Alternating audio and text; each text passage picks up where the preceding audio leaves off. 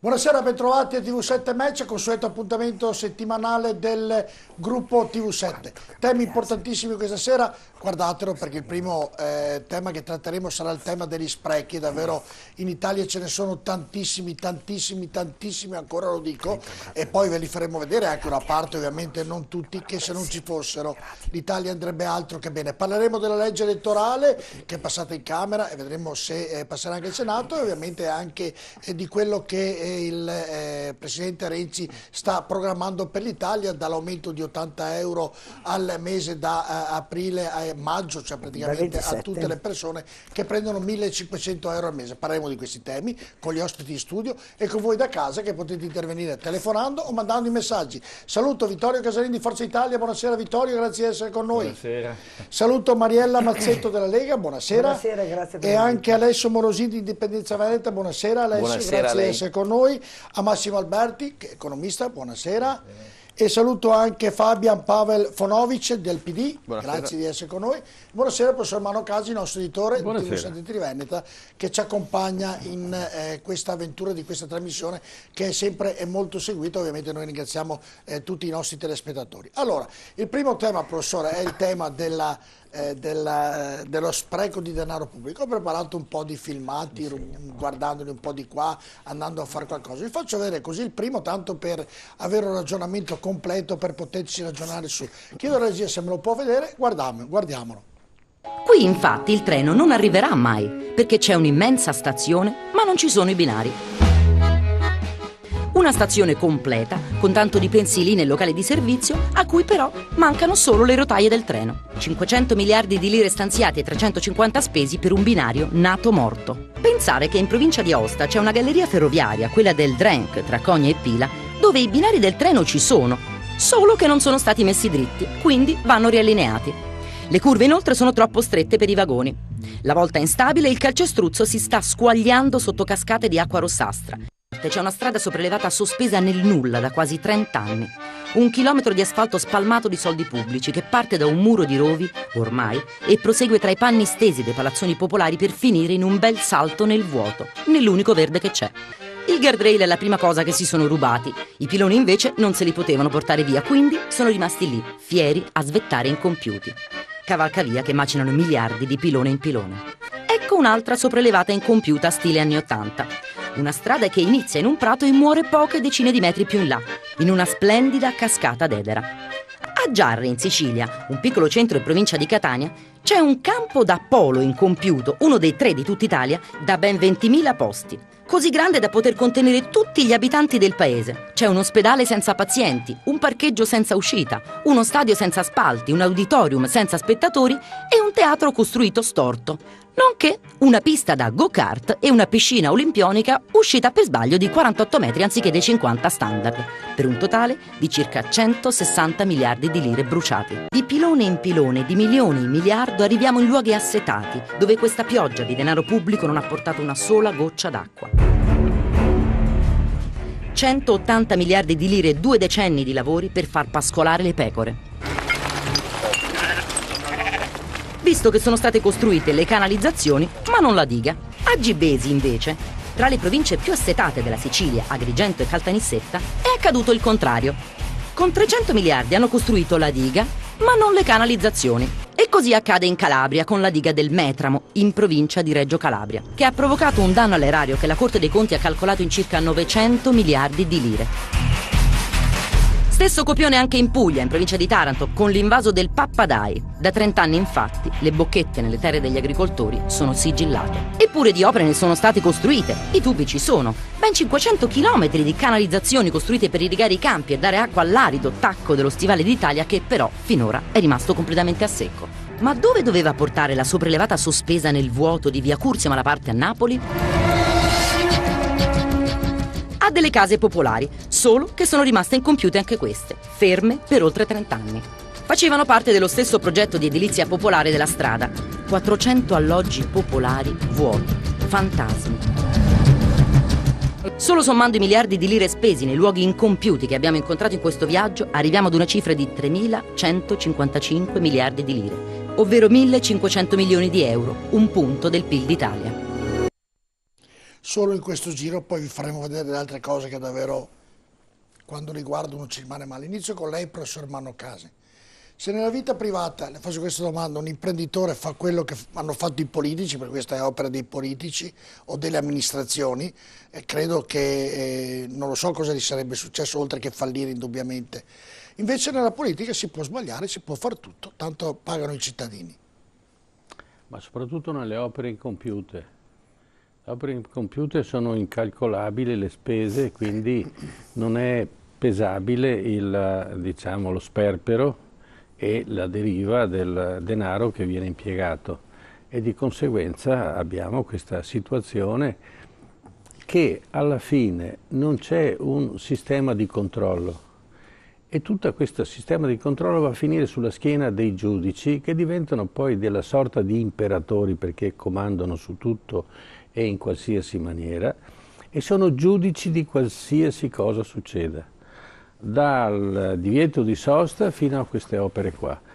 E questa è la mancanza, quindi va a intasare il sistema della giustizia che comporta un affaticamento di un sistema che non è stato messo in piedi per controllare queste opere, è stato per fare giustizia. Quindi se due litigano o se c'è un omicidio, c'è un giudice che fa un'inchiesta e fa le cose. Ma tutte queste cose qua, ci vorrebbero dei tribunali apposta, degli inquisitori apposta, ma chi controlla chi? Questo è sempre stato, guardate che se torniamo indietro di un secolo e qualcosa, c'era una certa società Bastoggi, no? Che ha costruito le ferrovie italiane. Allora, a quell'epoca, dopo l'unità d'Italia, i Rothschild dissero: ci date la concessione per 20 anni, noi vi facciamo le ferrovie, perché erano pratici, avevano finanziato le ferrovie Atlantico-Pacifico, no? Americane, e quindi erano pratici a fare le cose, e poi se ci mettevano i soldi voleva anche portarli a casa. E ci date la concessione per 20 anni e le fu negata. La Bastocci fu un collasso dell'economia italiana, perché si facevano delle ferrovie che non arrivavano mai da nessuna parte, esattamente quello che vediamo adesso, e succedeva 100 e passa anni fa. Quindi diciamo che l'usanza, soprattutto in certe terre, è rimasta pari pari, ma soprattutto nelle terre del sud, che sono state impoverite del concetto di giustizia che c'era prima, perché il sud aveva una propria giustizia e una propria capacità di gestire il territorio, e anche molto bene, perché Napoli faceva agio su Parigi. L'economia napoletana, le acciaierie furono smontate, le acciaierie del sud furono smontate e portate a Milano. Il Piemonte e la Lombardia non facevano agio, cioè non erano in grado di sostenere l'economia che invece aveva il Regno di Napoli. Il Regno di Napoli era ricchissimo, fu depredato. L'Italia del Sud fu usata come terra di colonizzazione. E ci fu poi la deportazione. 43.000 meridionali furono deportati e sacrificati nelle fortezze del nord. E siccome non erano tutti, si pensò addirittura di comprare il Pantanal nel Paraguay per deportare gli italiani. E allora quando io vedevo Napolitano che, poveretto, con buona volontà, diceva facciamo questa unità d'Italia e commemoriamo l'unità d'Italia, ma veniva un po' di tristezza, perché queste cose andrebbero raccontate nei libri di scuola, se no non si capisce questa Italia. Nel giro di 3 anni furono trucidati oltre 1 milione di meridionali, con la storia del banditismo, no? E che in parte c'era una deriva, e in parte invece era una sorta di riscossa nei confronti di un'invasione che non era accettata. Questa è l'Italia che oggi abbiamo ereditato. Io faccio un esempio, perché accanto a questi, io ho comprato mi sono innamorato di una casetta in cima al paese di Prizzi, in Sicilia, che è a 10 chilometri da Palazzo Adriano, dove hanno girato Nuovo Cinema Paradiso. E E mi sono innamorato perché è proprio sullo strapiombo Del mare. e c'è una vallata bellissima dove c'è un grande lago fatto ancora all'epoca di Mussolini, ha costruito una diga e ha bonificato e ha diciamo, ha conservato l'acqua, e quindi è un bacino molto importante. E 2 anni fa sono arrivato e avevo davanti alla finestra delle pale eoliche fantastiche che mi giravano davanti, alte quanto lo strapiombo, e non ci sono più andato.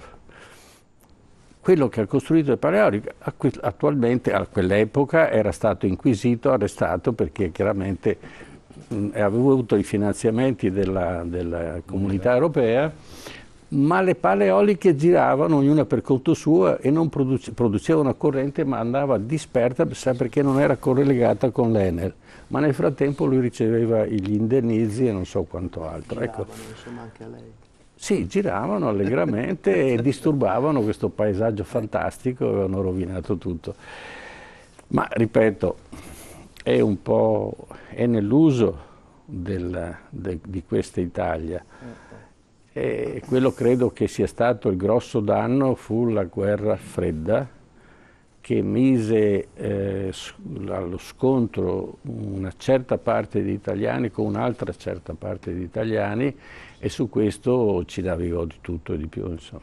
Vittorio Cassai, lei ha fatto il presidente della provincia di Padova. Non è mai capitato? Non abbiamo lasciato in computer. Che non ha fatto niente. Però no, capito. No. Non le ha fatte, ma le ha trovate. Abbiamo risolto i problemi della E le ha viabilità, lasciate. una È cosa vero. che tutti mi Il danno grafo, atto, il grafo, perché, vero, mi ricordo io. le Però ci sono anche in Veneto. le ce ne sono tangenziali, no, ma sai cosa? Io dico che spesso e volentieri nel passato, e qua poi mancano quelli che sono le responsabilità, i controlli, no? E si costruivano dei lavori senza le necessità, pur di fare il lavoro. Cioè venivano cantierati... Pur come il titolo, scusi Vittorio, pur di guadagnare? Sì, pur di guadagnare. Spendo più guadagno. E in particolare, come diceva il professore prima, questi casi si verificano e li vediamo che spesso su Striscia la Notizia, no? Succedono nel Meridione, ne abbiamo anche nell'Alta Italia, ma in particolare nel Meridione, dove appunto una certa imprenditoria vive appunto su queste opere che poi non hanno né capo né Sì, ma non è... Dopo vi faccio vedere dei dati, delle altre cose, perché quelle che vedete passare ora dietro di me sono un po' di opere incompiute che sono lì ferme in tutta Italia. Credo siano 600 più o meno, adesso non leggo tutte, però se leggete, se magari riusciamo a riproporlo, vedete che c'è anche il Veneto, c'è anche il Mose compreso tra le opere incompiute qui. A ogni modo, man mano le vedrete scorrere. È in fase finale. Le abbiamo messe così perché sono talmente tante che ci vogliono giorni per farle leggere tutte. Io vorrei portare un esempio. In Sardegna, io ho frequentato la Sardegna per molti anni, adesso ho ridotto le mie presenze. La Sardegna aveva un'intera rete ferroviaria smontata a Cagliari, dispersa nei campi, locomotive, vagoni, rotaie, tutto, traversine, potevano fare e non l'hanno mai fatto. Hanno fatto adesso un pezzettino. Certo. Non l'hanno mai costruita.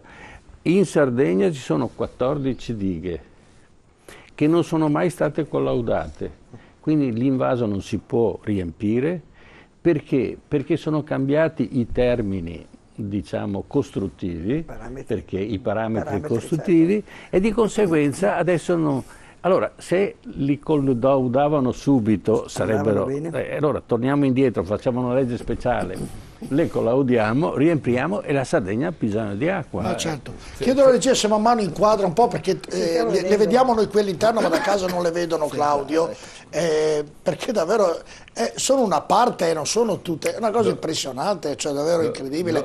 Vittorio, guardate, ho già visto scorrere, credo, 7-8 ospedali, guardate, ma messi anche bene con le strutture. Dunque... Dopo una brutta abitudine che c'è in Italia, è che si fanno le opere a stralci, e ora si parte con il primo stralcio funzionale su un progetto che si prevede 10, e che alla fine, dopo, a mano che si fanno gli altri stralci, raddoppiano, triplicano quelle che sono le necessità economiche, per cui dopo fanno questa fine. Ma perché non ha mai pagato nessuno, Vittorio? Ma dico, se noi nelle piccole amministrazioni per una pubblicazione la Corte dei Conti ti manda all'ispezione e ti denunciano su opere di miliardi perché questi non si muovono, allora vuol dire che manca la responsabilità, o meglio, se ci sono delle responsabilità, questi non le mettono in atto. No, certo, io sto guardando scorrere e dovrebbero andare in galera questi che hanno fatto queste opere. Ma c'è il problema, le galere sono piene, no? E li portiamo tutti fuori. No, ma sono li portiamo a Pianosa. No, aspetti, Vittorio Casini, aspetti, adesso le faccio un altro filmato riguardante un po' di carceri. Ma hai guardato le opere compiute? Sosono quasi Gela, Sicilia, tutte del sud, la maggior parte. Sì, aveva ragione il professore, la maggior parte Parliamo del sud, ma ne abbiamo qui in Veneto una grandissima che interessava credo anche la provincia di Padova, che è l'idrovia Padova-Venezia, con tanti di cavalcavia, una ventina di cavalcavia che passano in mezzo ai campi di grano turco, che è una cosa straordinaria. Dice, cosa sto attraversando? Un campo di grano. Però ha una sua funzione, se non altro è uno scolo idraulico per questa giustificazione un po' debole. Guarda che la zona industriale di Padova, se non ci fosse l'idrovia, sarebbe costantemente a rischio. Anche quella è una grave incompiuta. Comunque. Però se fosse terminata non si allagherebbe nessuna parte della città se fosse terminata, Vittorio Casini. E non è mai stata terminata, dicono per opera della regione. Andiamo a vedere un altro servizio sempre di opere.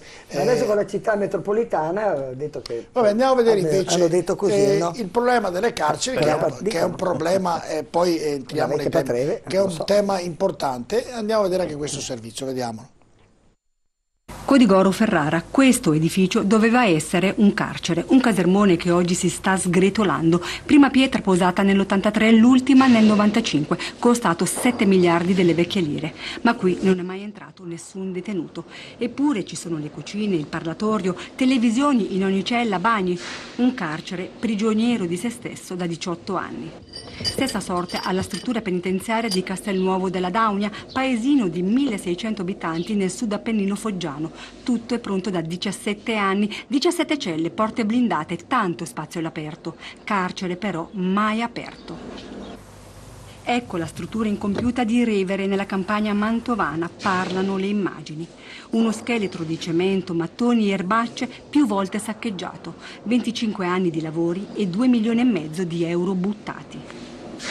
Codigoro, Castelnuovo, Revere, in Italia sono circa 50 le case mandamentali, ossia piccole carceri destinate ad ospitare poche decine di detenuti che versano nel più totale abbandono perché giudicate a posteriori antieconomiche. Nel corso degli anni alcune sono state cedute ai comuni o agli enti locali, altre lasciate con le celle vuote, altre ancora soppresse. Il piano di edilizia carcerario prevede oggi la costruzione di 4 nuove carceri e l'ampliamento di padiglioni di quelle già esistenti. Allora, perché costruire le case mandamentali? Perché sprecare tanto denaro? Questi soldi spesi avrebbero potuto aiutare a rendere meno drammatico il problema del sovraffollamento carcerario. Mazzetto. Sì, io sono rimasta veramente basita dall'ultimo flash che avete fatto che riguarda questi carceri mandamentali in maniera particolare che non sono stati terminati, anzi addirittura avevano le televisioni, quindi vuol dire che c'era un progetto. Allora io mi domando, poi c'è lo svuota carceri, no? Dicono che non si è fatto in tempo a fare le carceri, quindi i detenuti devono essere liberati e lasciati per le strade, che non ci sono soldi, che non ci sono mai stati progetti per un'edilizia carceraria. E quindi ecco che noi siamo stati contro, abbiamo votato contro il cosiddetto svuota carceri, perché significa intanto l'emissione di persone in un tessuto sociale, non sappiamo che cosa possono fare e come si possono tra l'altro inserire, quindi è gente che poi cade nelle mani del racket, della droga, della piccola delinquenza, insomma farà parte di una manovalanza che nome non ha, fra l'altro. Allora vuol dire che anche i ministeri, ecco mi parlo adesso, perché il Ministero della Giustizia assieme al Ministero dell'Interno dovrebbero sovrintendere queste che sono quello che è la sicurezza, perché insomma nell'ambito della cosiddetta... Sì, Mariella, lei è stata a Roma, come funzionano le cose? Male. Per costruire un carcere funzionano male, io le dico, perché c'è tanto una burocrazia che effettivamente è sempreverde, pressante e che governa, perché anche all'interno dei ministeri non è il ministro che decida. Se il ministro ha un ambito decisionale molto molto limitato, potrà fare dei decreti per quanto riguarda, che so io, delle cose di poco conto, ma i grossi problemi del paese sono in mano a una burocrazia che è collegata ai partiti e anche a qualcos'altro di alternativo alla politica. Ecco, non voglio qui adesso fare i nomi, ma insomma volevo dire insomma, quello che è l'antistato, ecco, la mafia e tutto il resto. E quindi abbiamo questa burocrazia che determina, governa. Io sono stata anch'io sottosegretario per poco tempo, e per 7 mesi ho visto com'è il sistema. Avevo un servizio ottimo, un segretario meraviglioso, però io, siccome non sono capace di scrivere e leggere, lo portai subito al partito per farlo conoscere, insomma, per inglobarlo, cioè per dire, guarda, non solo io sono qui, ma ho anche qualcuno alle spalle che deve conoscerti e deve fare in modo che quello che mi viene messo davanti possa essere anche deciso insieme al partito che aveva dato questo ruolo, questa funzione, questo incarico.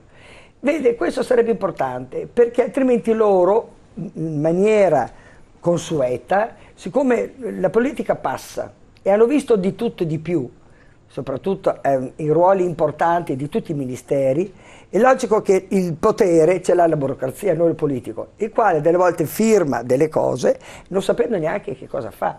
Io lo dico tante volte, queste persone mi sottoponevano così da firmare dei provvedimenti. Lei sa che il sottosegretario ha un numero X di deleghe, quella volta il ministro ebbe molta fiducia in me e mi dette tante deleghe, e il tempo, e poi c'è sempre molta fretta, no?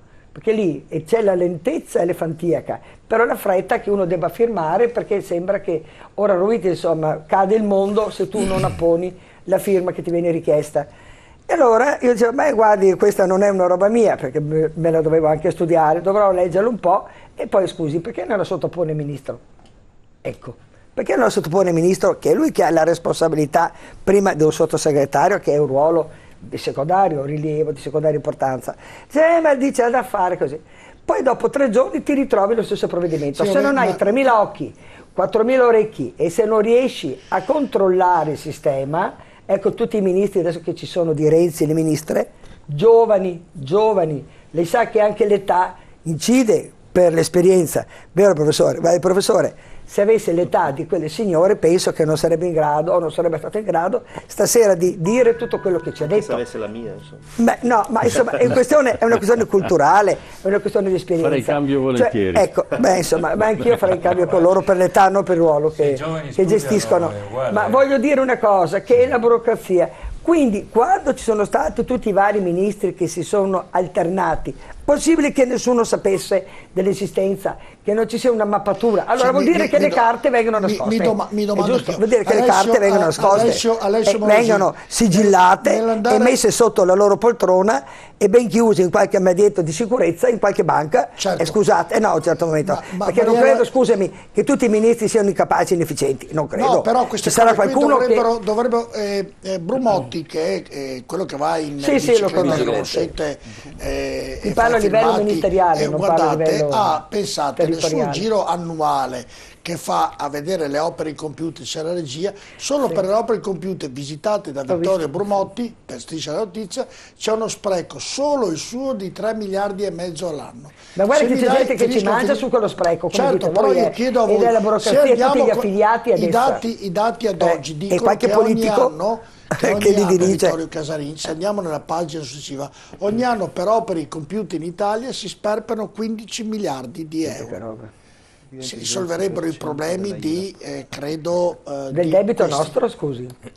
Mi domando, è una domanda, cioè uno non può, credo, io vedendo questa roba qui, Vittorio, chiedo a tutti voi politici, mi arrabbio, ma io sono un semplice conduttore, cioè... No, ma un cittadino, scusa lei, un cittadino, questi sprechi qui, ma porca miseria, uno guarda le cifre, con le tasse che paga, vanno in cerca del miliardo, Renzi di 3 miliardi e mezzo per la scuola, tra l'altro sulle cose che dicevate prima, Renzi ieri ha detto che cercherà di prendere ogni volta che viene un nuovo ministro all'interno, di prendere non più i dipendenti fissi, ma prendere i funzionari e poi, terminato il loro mandato, di ritornare a fare i funzionari dove erano prima, ma non a livello dirigenziale.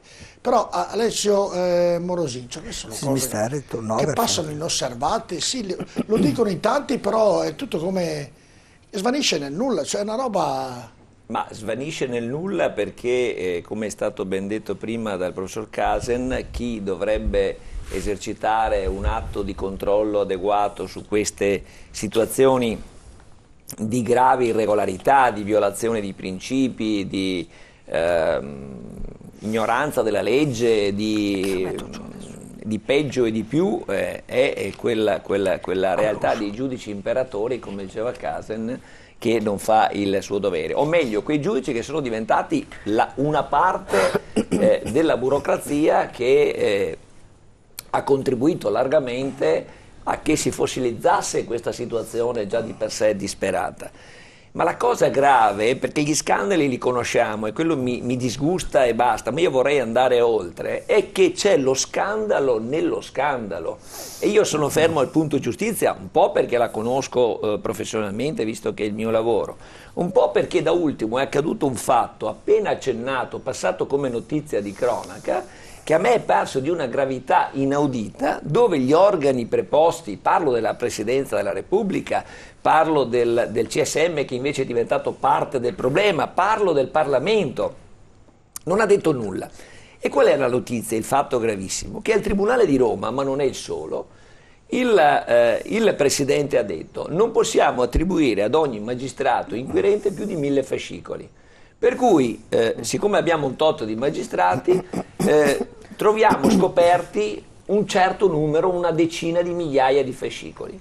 E quindi ha detto: bisognerà procedere, questo ha detto, a selezionare i fascicoli e a considerare meno importanti, per esempio la guida è stato d'ebbrezza, ha fatto questo esempio qua.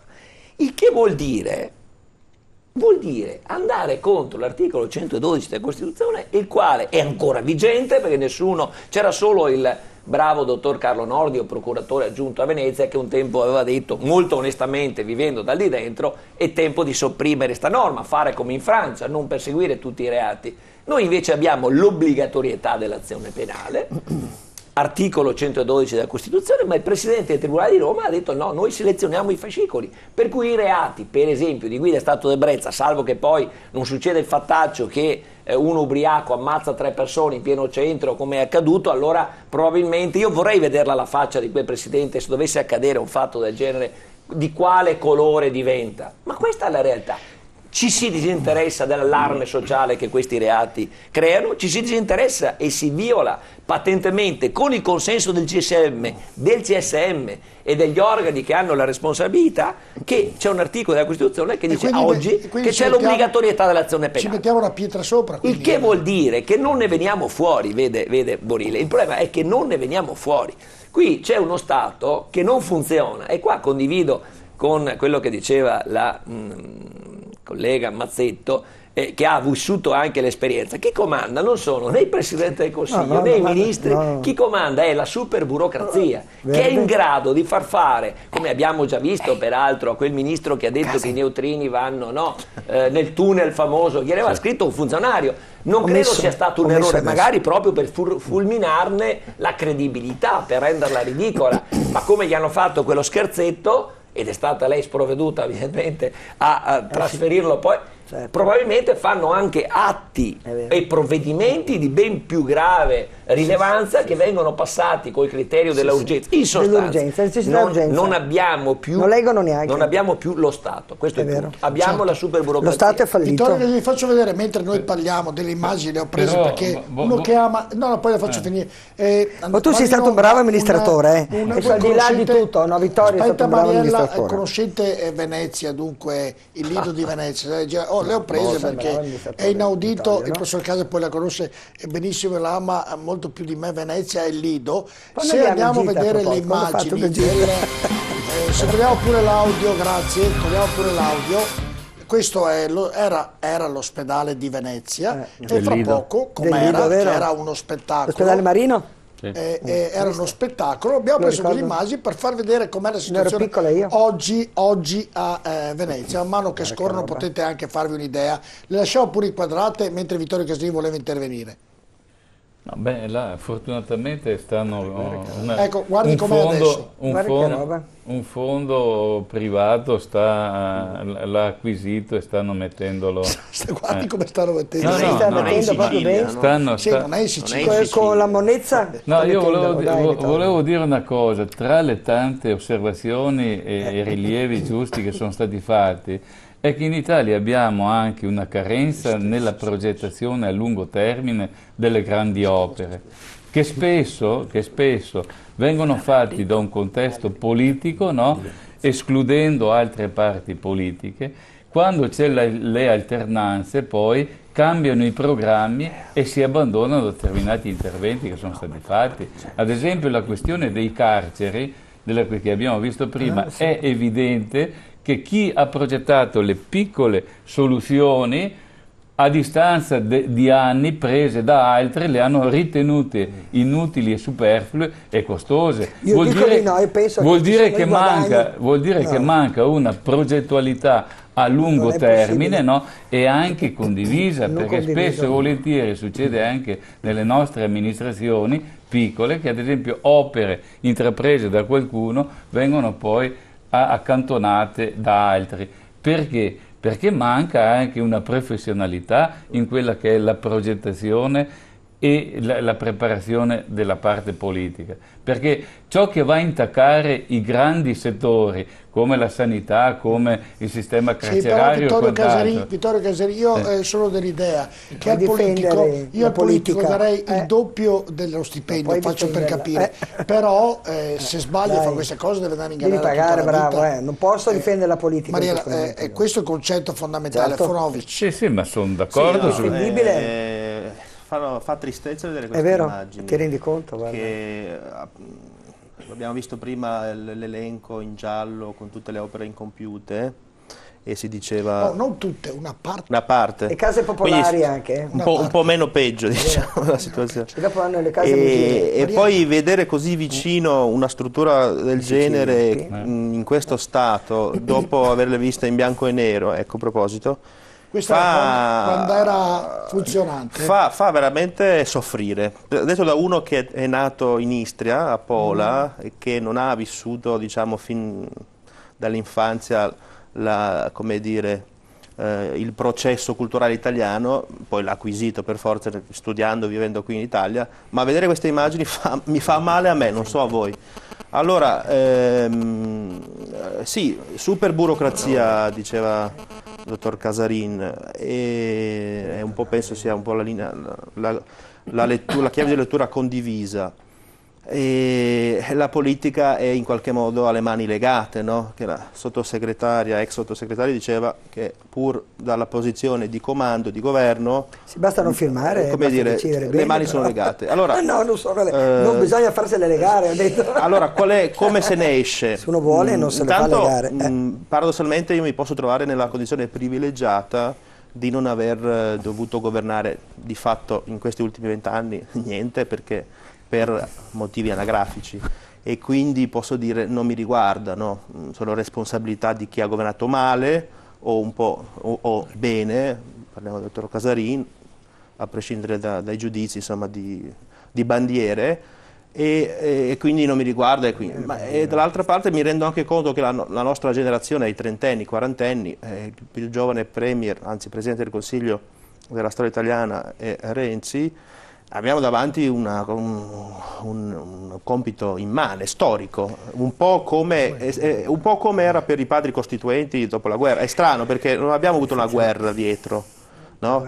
I Moro, i De Gasperi, gli Andreotti, i Togliatti, no, hanno avuto una guerra dietro, però è paradossale perché noi, non avendo avuto una guerra dietro, ci troviamo in una situazione di questo tipo, e a 30-40 anni dobbiamo rimboccarci le maniche e provare a fare quello che i nostri padri, zii, nonni, purtroppo non sono riusciti a fare per motivi di struttura o di incompetenza, ma proprio di struttura. Un sistema paese che va ripensato. Sì, va ripensato, però questi rimangono, cioè... Sì, ovviamente bisogna ripensare intanto un sistema paese. No, io mi chiedo come si tiene, intervenire su appunto quello che ci diciamo un po' sempre in queste trasmissioni, la sburocratizzazione, la digitalizzazione e in qualche modo anche la proposta del governo Renzi, quella di non avere, cioè di una volta finito l'incarico ministeriale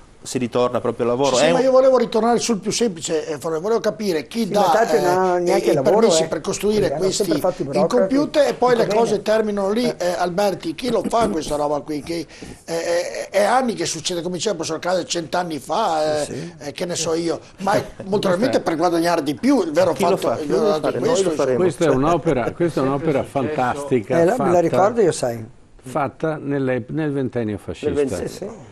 E dà l'idea di come c'era in quel ventennio, e non sto magnificando la destra, in quel ventennio c'era un concetto dell'Italia, del vedere l'Italia nel futuro, proiettata nel futuro, che oggi non c'è più.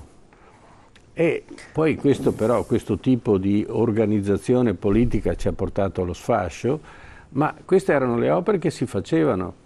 Allora io porto sempre come esempio per capire, perché non si capisce l'apporto che ha dato soprattutto il fascismo dei primi anni, se non pensiamo che nel 1898 Bava Beccari sparava a zero sulla gente, lo ripeto per l'ennesima volta, perché volevano, coi cannoni, centro a Milano coi cannoni, perché volevano mangiare il pane, non la bistecca, il pollo, eccetera, volevano mangiare pane.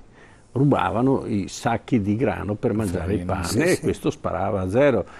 25 anni dopo si costruivano, 30 anni dopo si costruivano queste opere per la gente e si incrementava l'agricoltura e si nobilitava l'agricoltura.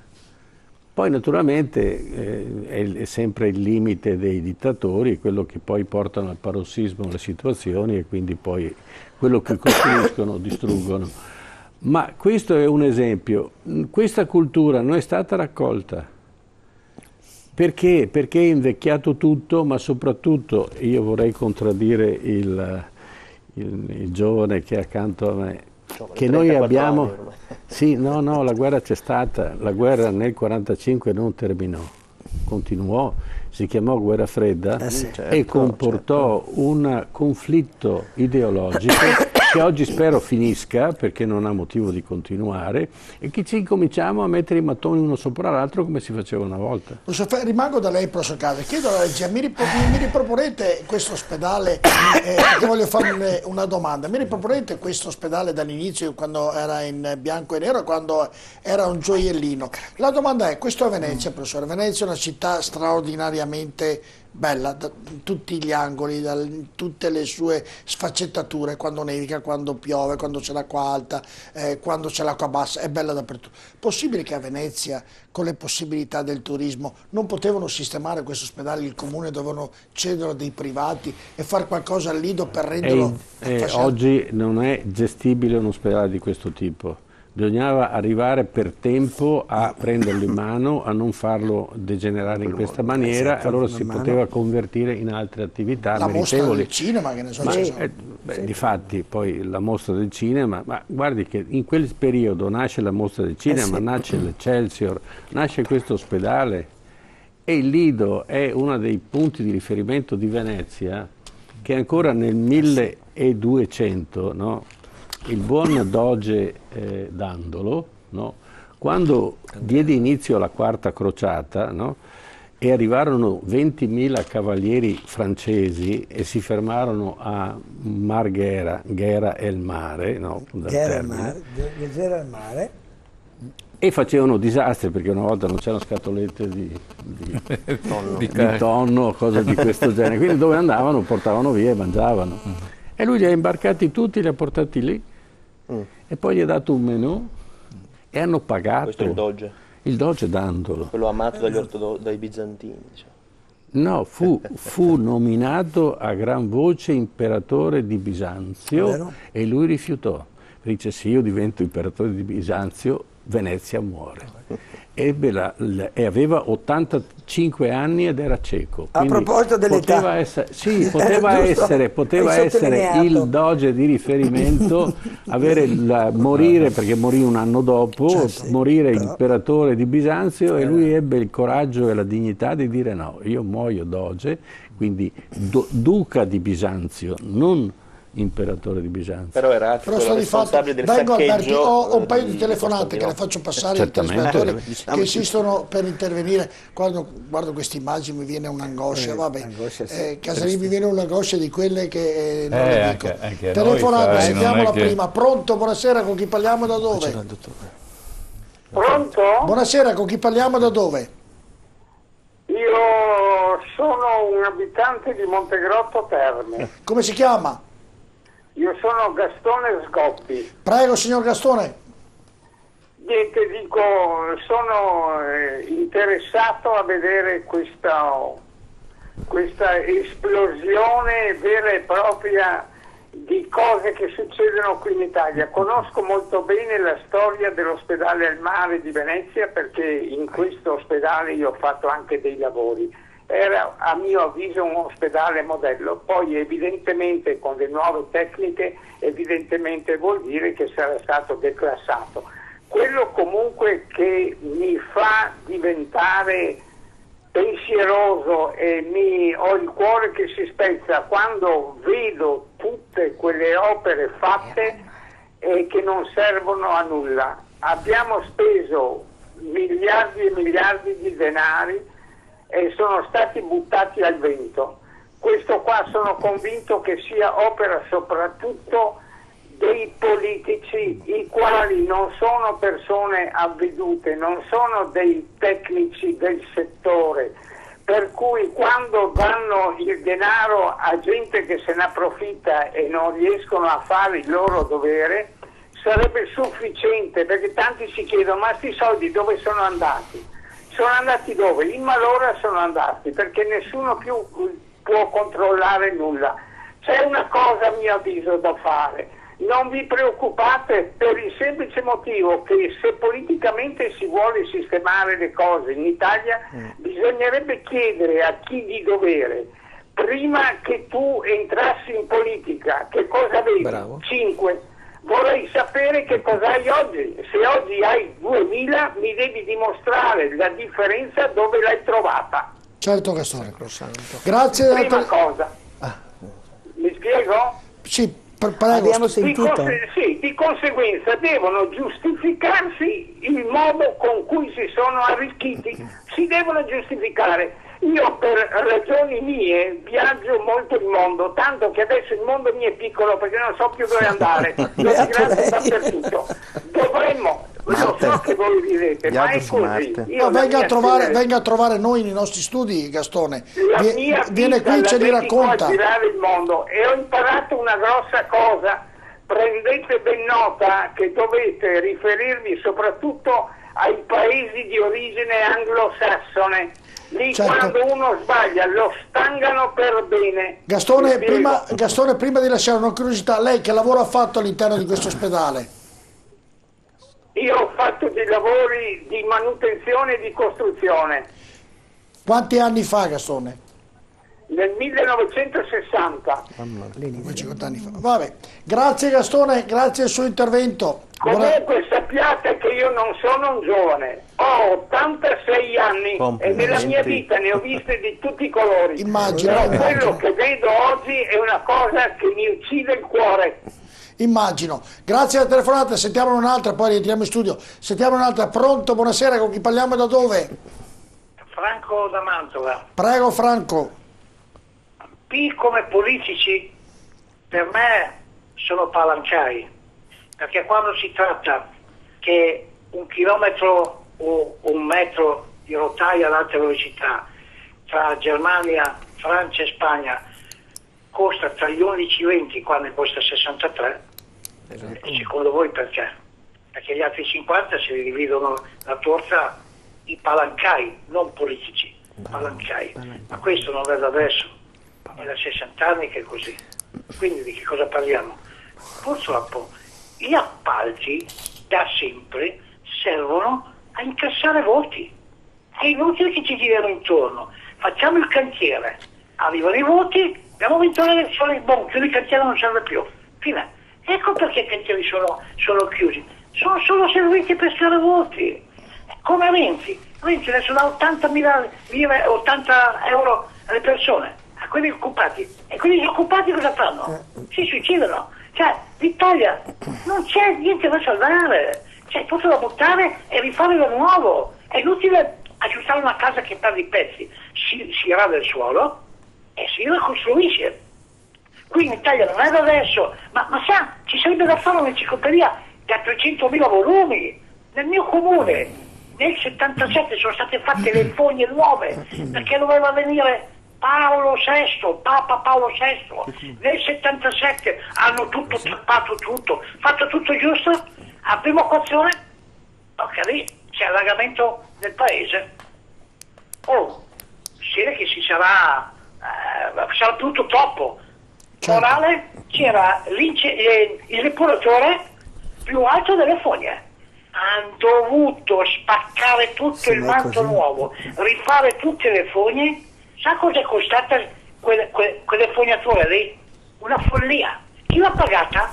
Noi. Allora, ma chi ha fatto le verifiche? Certo. Degli incapaci, raccomandati. Certo. Questa è l'Italia, l'Italietta. Grazie Franco, grazie al telefonato, trovo verosimile che perché arriva il Papa devono fare le fogne, potevano farle un mese dopo, insomma, proprio perché arrivava il Papa. Trovano dei sistemi straordinari. Prima la pubblicità, prima di concludere questo argomento, Massimo Alberti.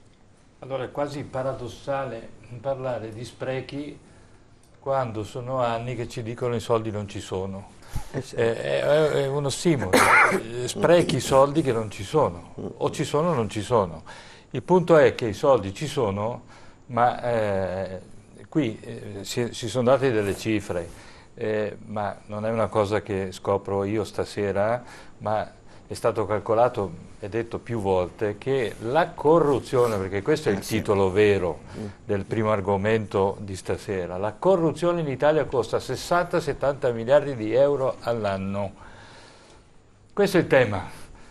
Poi la possiamo chiamare sistema clientelare, la burocrazia che decide al posto del politico, però attenzione, i politici non si possono chiamare fuori, perché i burocrati da chi sono nominati? Quindi, per usare una vecchia frase fatta, il pesce puzza sempre dalla testa. Tuttavia, il sistema, che è vero che è sempre esistito, l'Italia purtroppo ha un retaggio antico, ma a livello industriale come è in questi anni, credo che non sia mai stato. Il paragone viene spontaneo con l'ospedale antico rispetto a quello nuovo.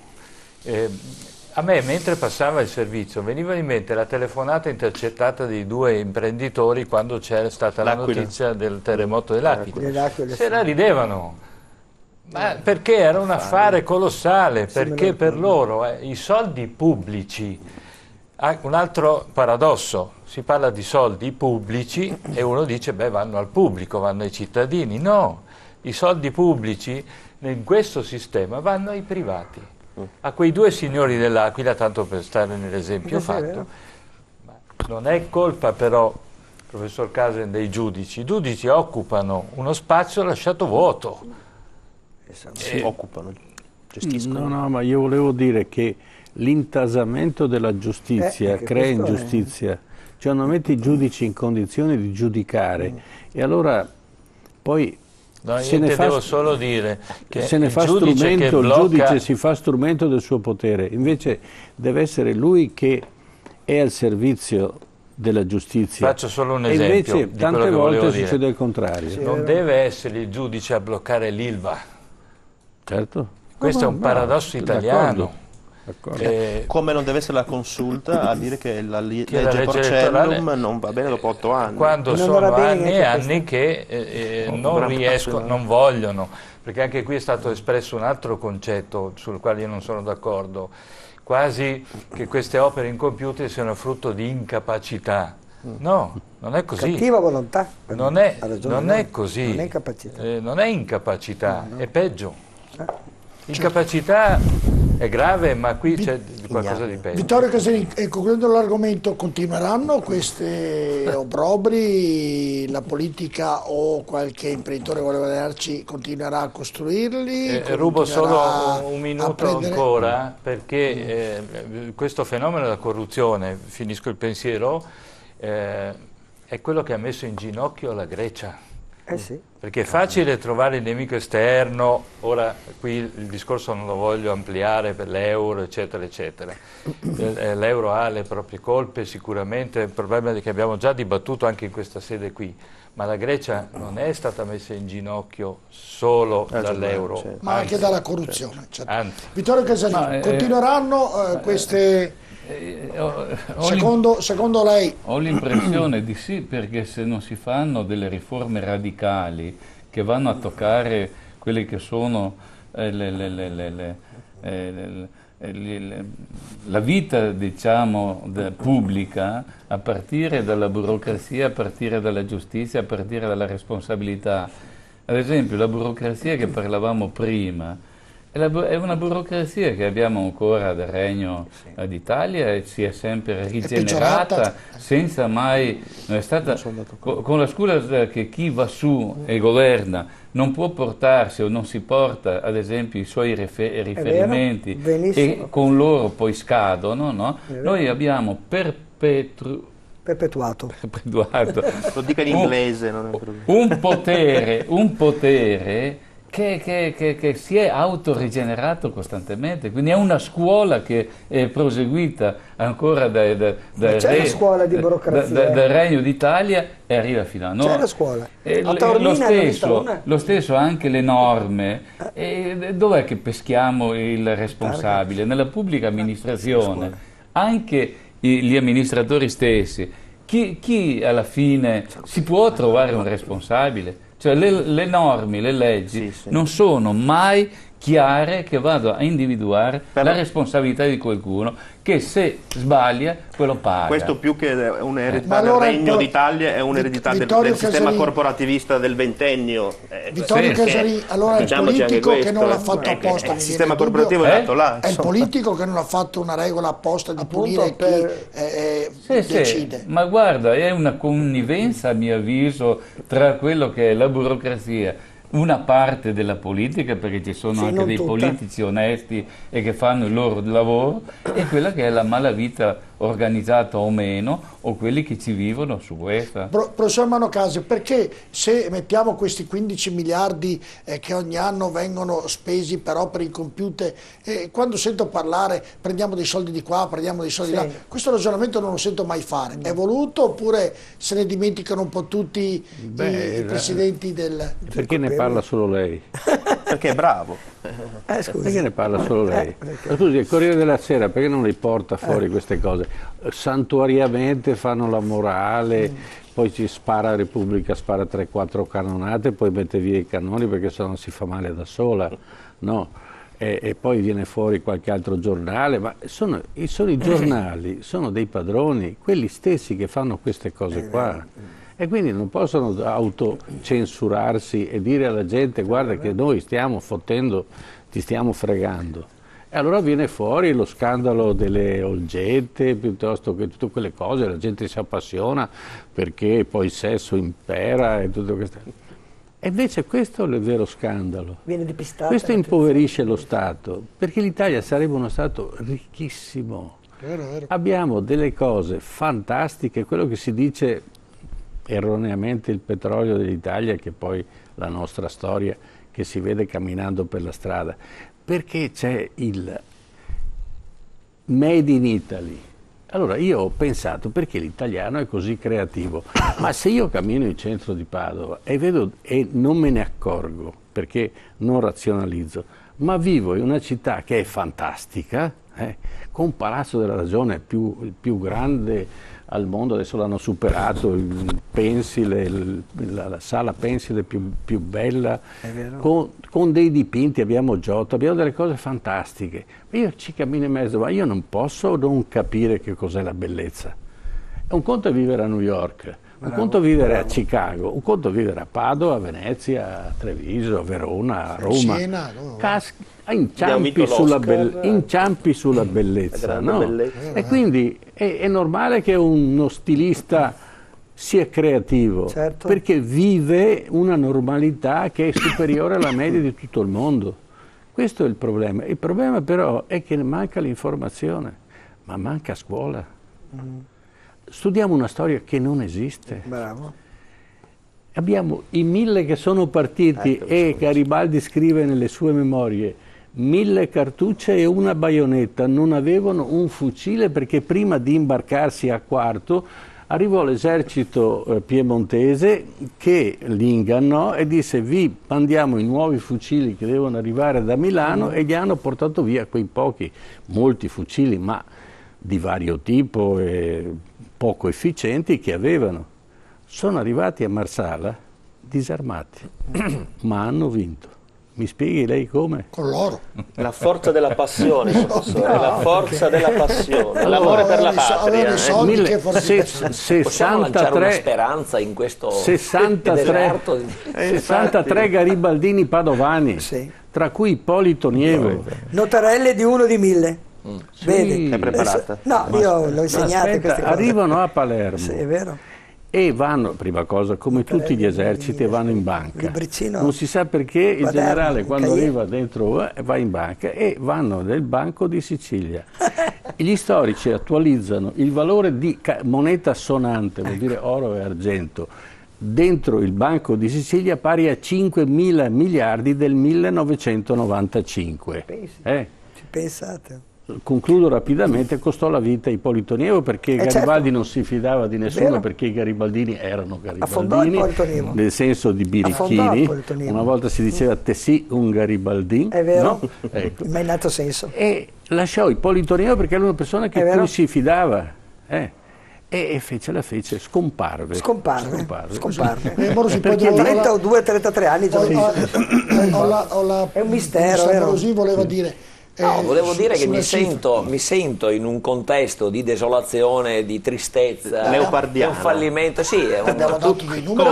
No, ma voglio dire, no, il signor Franco che ha telefonato, questa litalietta da radere tutto, gli appalti sono lo scambio coi voti, il professor Casan ci cita situazioni disperate. Lei ha fatto un movimento, un partito, perché non funziona questa Italia secondo esatto, lei, allora io dico, come sta andando? No, vorrei premettere, c'è un'impostazione culturale anche nel pensiero dell'indipendenza. Io non ho nulla contro l'Italia, voglio dire che amo, mi associo, ma non è che lo faccio per una forma di così furbesca di comunicazione, è vero.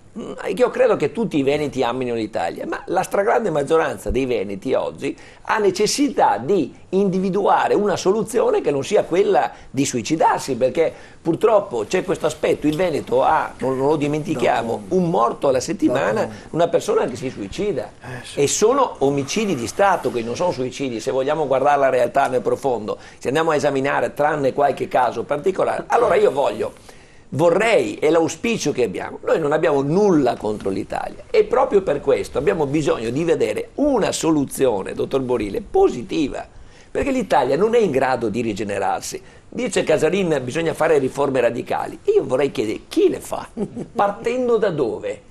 La politica è ostaggio, come scriveva un editorialista del Corriere, della burocrazia. La burocrazia è... Infatti Vittorio non vuole più fare politica, è stanco.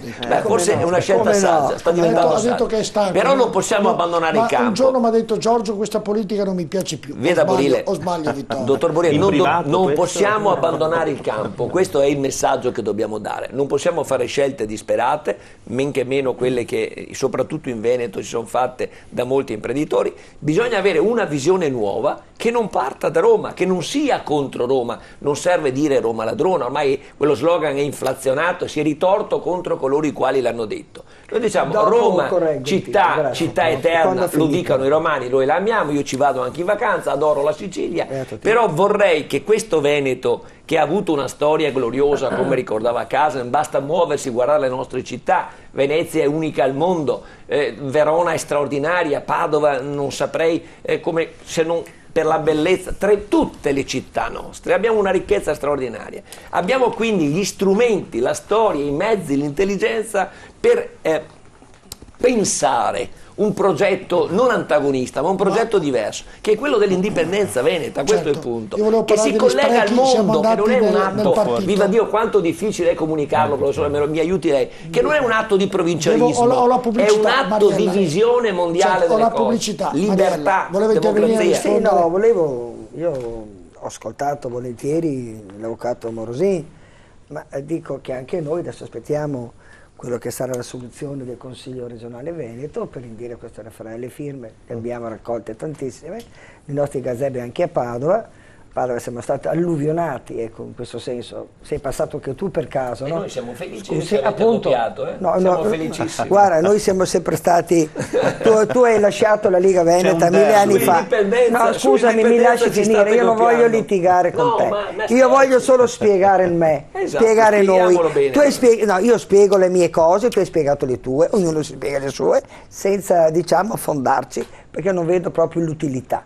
E allora, siccome appartengo a un movimento che è la Lega Nord, noi abbiamo visto che si aspetta da parte del Consiglio regionale per poter fare un referendum che abbia una validità sostanziale, perché non si può urlare alla luna, e quindi le firme vengono raccolte in attesa che mi lasci finire. Ma scusi, io non voglio adesso, scusi un momento, lei avvocato deve imparare l'educazione, deve tacere. Io l'ho lasciata dire, lei può dopo se vuole contraddire, però mi deve lasciare dire il suo pensiero. Mi lasci dire. Se adesso dice non occorre, lo so, tutte le cose europee, internazionali, lo seguo, so tutto quello che lei, diciamo, sostiene. Non stia a credere che non siamo informati, guai, ci mancherebbe altro. L'informazione noi non abbiamo imparato, è lei che ha imparato da noi, perché la Liga Veneta è sempre stata indipendentista. Quando lei è venuto in Lega penso che sia venuto per quello, non sia venuto per altro. Ma indipendenza, Mariella, non dà una mano al futuro sindaco di Padova della Lega, l'indipendenza. Certo, ma sì, ma siamo noi tutti non partecipiamo loro non partecipano, ma loro faranno, scusi un momento, scusi, lei stia calmo, perché voi avete una confusione a Padova alla sinistra, quindi state attenti che rischiate, ecco. Allora sì, ma scusi, se mi lasciate finire, grazie comunque della partecipazione, perché la condivisione anche negativa è sempre positiva, no? L'importante è che l'argomento susciti interesse. Allora noi stiamo raccogliendo, faremo tutto quello, c'è anche la possibilità di firmare online, quindi penso che queste cose siano seguite da coloro che seguono, no? Facebook, Twitter e tutti gli altri sistemi, e quindi noi abbiamo visto che la gente ha fame via da Roma, via da Bruxelles, perché il nostro Salvini, il nostro segretario, ha anche, diciamo, in mente quello che è di cambiare, di non stare in questa Europa. Io ho sentito Renzi, il quale ha detto ieri sera porta a porta, dopo la vostra televisione, no? La vostra trasmissione, ho sentito uno stralcio, ecco, da Renzi, il quale ha detto io andrò lì in Europa dalla Merkel e dirò, ma insomma sono discorsi che non trovano tempo, che non hanno realtà, perché sicuramente con i debiti che abbiamo sicuramente la Merkel non ascolterà quello che Renzi dirà. Se diciamo questa è la sfida che si lancia anche questo governo, di essere tutti assieme, questo è molto importante, una condivisione di un'Europa dei popoli. Lui ha parlato di Europa dei popoli, ma noi siamo convinti che l'indipendenza, guarda, il Veneto è pronto, perché ci sono varie forme, ci sono varie associazioni, vari gruppi. Io non posso demonizzare nessuno, ognuno fa il suo lavoro, perché in realtà tutti crediamo nella stessa sostanza. Lo scopo è uguale, ognuno arriva con i suoi mezzi, con le sue proposte, con le sue idee, con il suo vissuto anche politico, storico, personale. In questo parlo di Alessio Morosin, però lo scopo, il fine è lo stesso, questa è condivisione di valori, perché visto questi sprechi, noi abbiamo 21 miliardi di tasse all'anno. E cosa abbiamo? Scusi, ne abbiamo niente, che a Padova non si può costruire niente, per fortuna, perché ha fatto Zanonato l'auditorio, ma comunque abbiamo le strade rotte, i marciapiedi non si può neanche camminare, devi stare attento perché ti spacchi la testa, veramente sotto casa mia, in centro, dappertutto. Abbiamo sprechi, perché le amministrazioni sprecano talvolta, anche per la nostra città, però quello che è il servizio ai cittadini in base alle tasse che pagano, anche i padovani, perché i padovani non hanno nessun servizio. Allora dico, scusate, noi avanziamo tanti soldi, col patto di stabilità i comuni non possono tirare fuori niente, i debiti adesso hanno detto a Renzi la pubblica amministrazione sarà pagata, sono liberi i soldi che hanno i comuni in cassa, l'amministrazione sarà difficile che i privati vengano pagati, poi si suicidano perché la pubblica amministrazione non paga, hanno debiti da anni, non da giorni, e si vergognano di fronte ai loro lavoratori. 68 miliardi entro luglio. Vado in pubblicità, guardate, perché se no non vengo più fuori. 68 miliardi entro luglio. Vado in pubblicità, c'è anche Vittorio. Mi dia una mano Vittorio lei? Calmare perché? Cosa avete? Ho la pubblicità, a rientro parleremo della legge elettorale, della nuova legge elettorale, che dei decreti Grazie comunque di avermi dato questo flash. No, rimanete con noi, tra poco.